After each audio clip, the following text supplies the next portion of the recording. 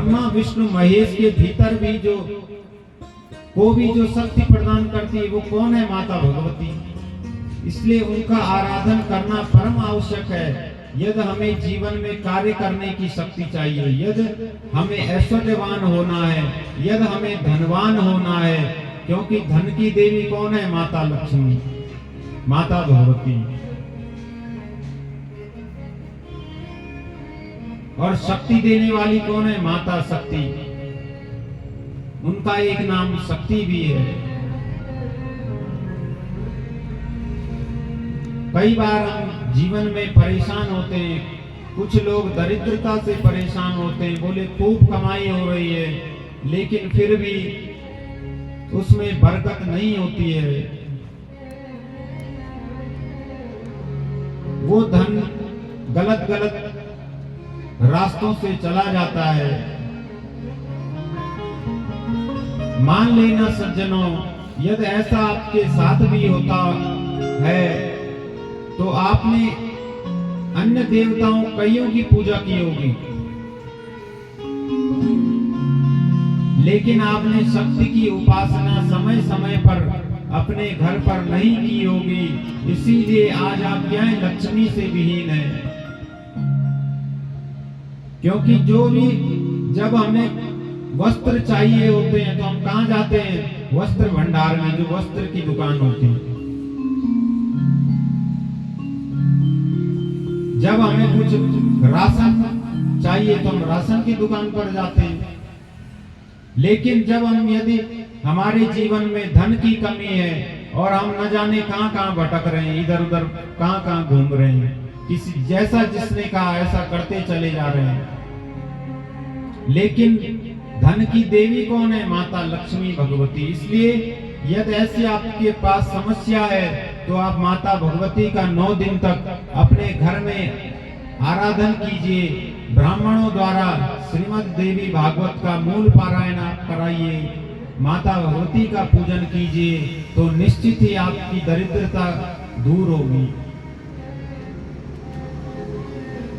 और आदि आदि ऐसे हजारों जो समस्याएं हैं, महात्म्य में बताया, उपसर्ग भयम नास्ति, भूत प्रेतादि की समस्या यदि किसी पर हो, घर में क्लेश हो,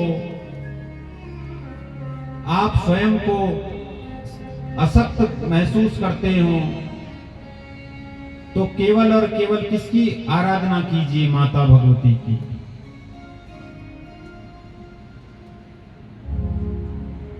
सूत जी कहते हैं, ऋषियों,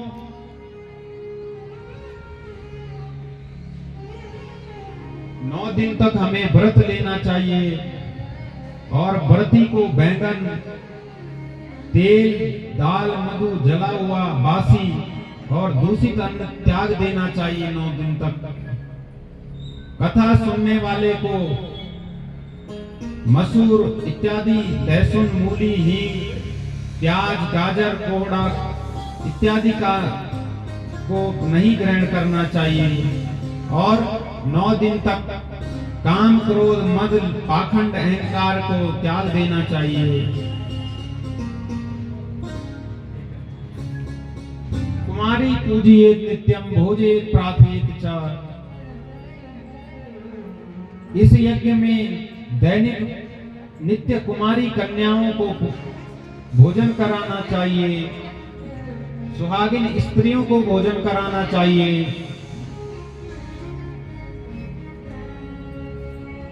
सुवासिनिश्च विप्राश्च तस्य सिद्धिर्न संशयः। क्योंकि कन्याओं को और सुहागिन स्त्रियों का पूजन और उन्हें भोजन कराने से हमारे सभी कार्यों की सिद्धि होती है। इसी प्रकार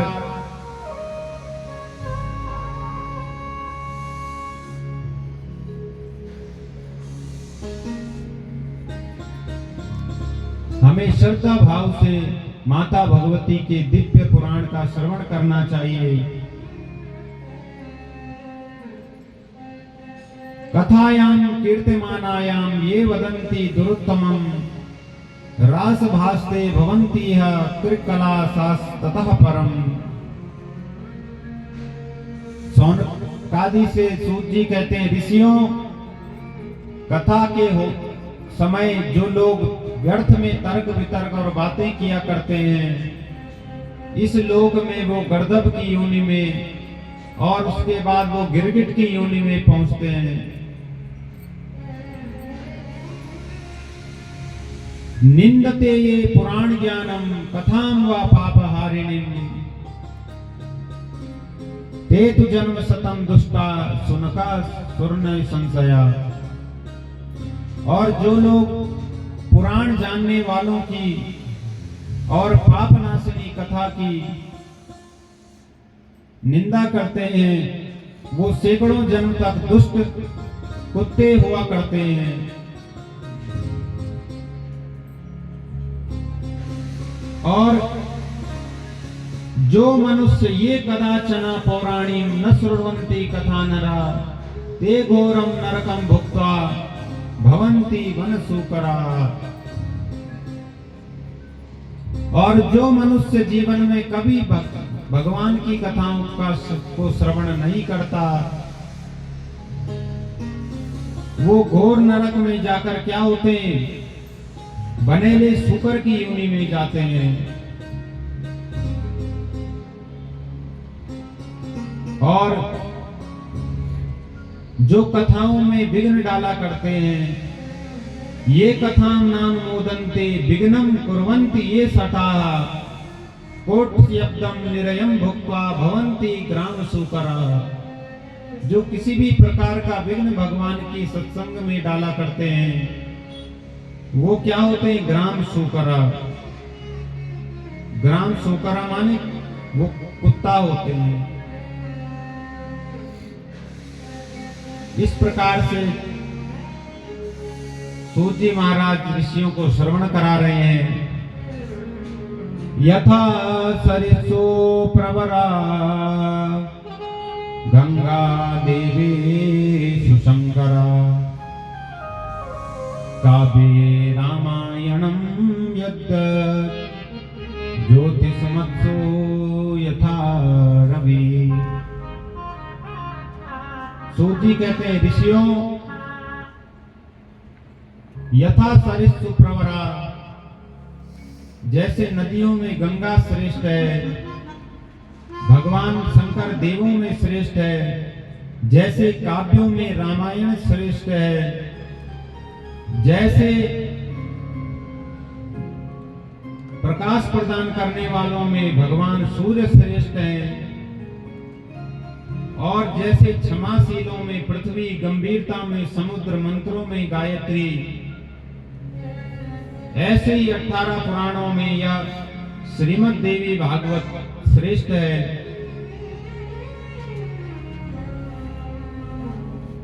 जैसे ही इसकी महिमा को सौनकादि ऋषियों ने श्रवण किया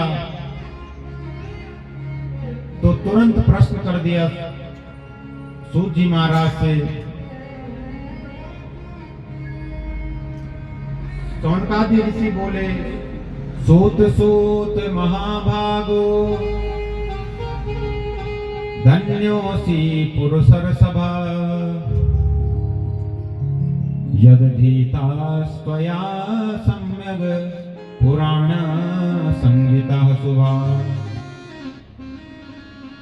सौनक जी कहते हैं, ये सूत जी आप धन्य हैं जो आपने ऐसी संगीताओं का अध्ययन भली भांति किया है, जो पंच लक्षणों से युक्त गूढ़ रहस्यों से समन्वित है।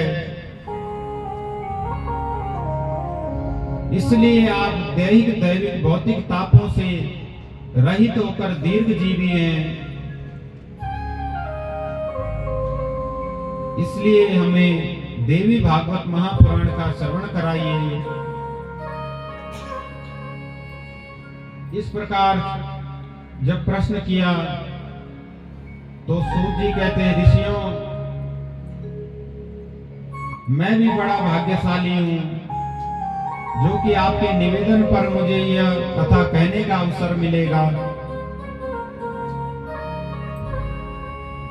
इसलिए मैं आपको ये अनुपम रहस्य श्रवण कराऊंगा।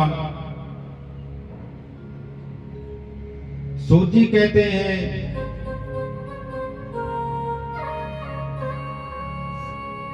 दुर्गेया दुर्तात्मभिश्च मुनिर्विन्द्यानास्पद प्रापिता।